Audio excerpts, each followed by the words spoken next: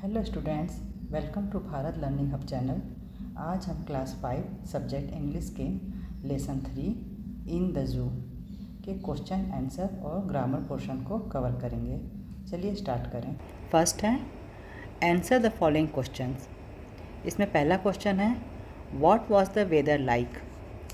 इसका मतलब है कि मौसम कैसा था। इसका आंसर है द वेदर वाज क्लाउडी।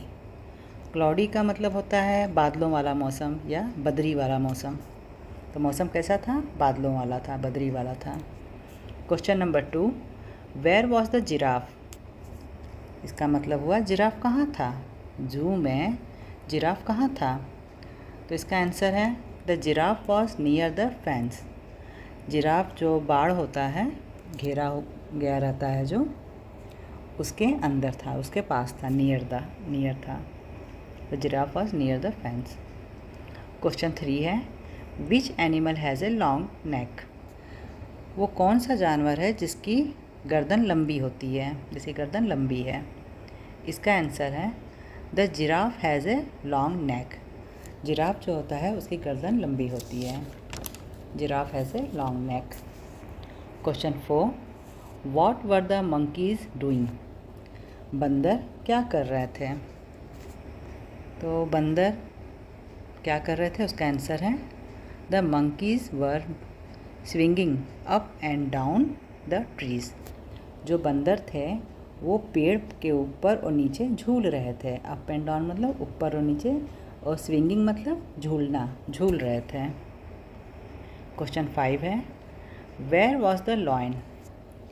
शेर कहाँ था? इसका आंसर है the lion was in front of its Dan. जहाँ लॉयन रहता है उसके घर को क्या बोला जाता है? डैन, यानी गुफा होता है, जो गुफा की तरह होता है वो उसे डैन बोलते हैं। तो the lion was in front of its Dan, वो अपनी गुफा के सामने था, इन फ्रंट ऑफ था। क्वेश्चन 6 है name the animals who have stripes on their bodies. उन जानवरों के नाम बताइए जिनके शरीर पर धारियां हैं। स्ट्राइप्स मतलब धारियां हैं। तो जेब्रा जो होता है उसके शरीर पे धारियां होती हैं, और उस जू में जेब्रा का पूरा परिवार था। तो जब पूछ रहा है कि name the animals who have stripes on their bodies, यानी हमें आंसर देना है कि zebra family has stripes on their bodies. जो जेब्रा का परिवार था, यानी उसके जेब्रा मदर थी, जेब्रा फादर, और जेब्रा जो उसके बच्चे थे, उस परिवार के बॉडी पे स्ट्राइप्स था। क्वेश्चन 7 है was the deer in front of the tree और बिहाइंड द ट्री। क्या हिरन पेड़ के सामने था या पेड़ के पीछे था? इसका आंसर है the deer was behind the tree. जो हिरन था वो पेड़ के पीछे था। बिहाइंड मतलब पीछे था।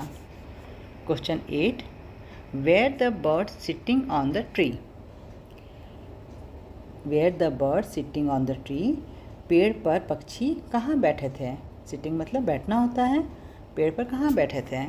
तो इसका आंसर है no, the birds were flying over the tree. जो पक्षी थे वो पेड़ पर बैठे नहीं थे, वो पेड़ के ऊपर उड़ रहे थे। Flying over the tree. Question 9 है what was the baby zebra doing. जो जेब्रा का जो बच्चा था, बेबी था जो, वो क्या कर रहा था? तो इसका आंसर है the baby zebra was playing between the mother zebra and father zebra. जो बच्चा जेब्रा था, बेबी जेब्रा था, वो खेल रहा था मदर जेब्रा और फादर जेब्रा, अपने पिता जेब्रा और माता जेब्रा के बीच में। Between the mother zebra and father zebra मतलब उनके बीच में वो खेल रहा था, दोनों के बीच में वो खेल रहा था। अब सेकंड है पोर्शन जो है वो है वर्ड पावर। इसमें जो सेकंड है इसको देखिए, circle the odd one out, one has been done for you.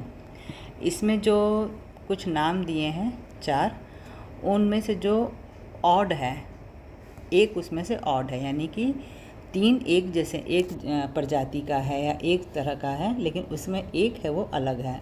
3 एक तरह से हैं लेकिन एक है वो अलग है। चलिए देखते हैं कैसे। जैसे ए है, ए में पिकॉक, पैरोट, स्पैरो, मंकी। अब इसमें जो पिकॉक है वो पक्षी होता है, पैरोट भी पक्षी है और स्पैरो भी पक्षी है, लेकिन मंकी क्या है, वो एक जानवर है। तो मंकी अलग हो गया, ऑड हो गया। बी है सन, ट्री, मून, स्टार। सन भी आकाश में है, सूरज, मून भी आकाश में है, चंद्रमा, और स्टार यानी जो तारे होते हैं वो भी आकाश में हैं।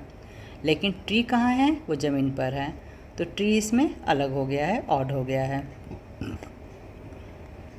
सी है लिली, रोज़, जैस्मिन, ग्रेप्स। ये लिली है, वो भी फूल होता है, लिली भी फूल है।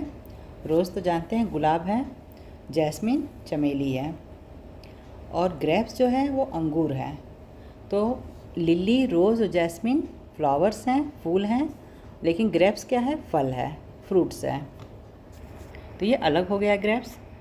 डी में ब्रदर, सिस्टर, चेयर, मदर।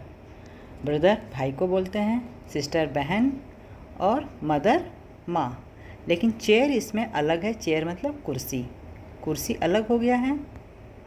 ई है फिश, कैमल, टर्टल, क्रोकोडाइल। तो इसमें फ़िश भी पानी में रहती है, टर्टल यानी कछुआ वो भी पानी में रहता है, और क्रोकोडाइल यानी मगरमच्छ वो भी पानी में रहता है। लेकिन कैमल क्या है, यानी ऊँट, ऊँट ज़मीन पे चलता है, तो ऊँट अलग हो गया। अब है लैंग्वेज प्रैक्टिस। लैंग्वेज प्रैक्टिस से पहले आप ये एक फ़ोटो देख लीजिए, ये एक पिक्चर है।